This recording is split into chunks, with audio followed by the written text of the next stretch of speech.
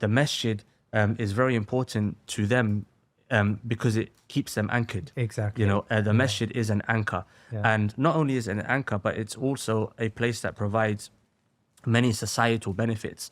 So we're living in a time now, you'll see in the mental health care sector, many individuals now are suffering with depression, anxiety, OCDs, loneliness, isolation, things like that.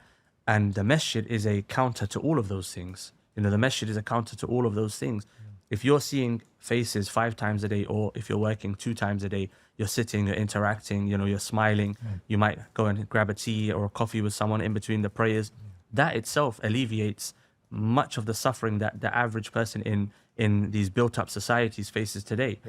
And it also is very important because it reminds you of your purpose. It's very easy to become, as you become engrossed in this dunya, you lose your purpose, like a tree. The further rooted you become, the harder you become, and the more difficult it is for you to kind of uproot yourself and detach yourself from this dunya.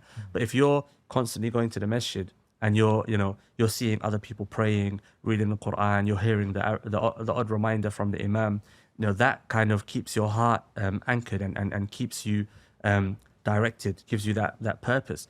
And going back to the question prior to that, if the masjid have the vision of we want Islam to penetrate into all walks of life and all parts of society, and then you have individuals that are from all walks of life. You have people from the working class, people from the middle class, people that are in academia, people that are perhaps in politics, and they're hearing that masjid, that's going to have a major impact.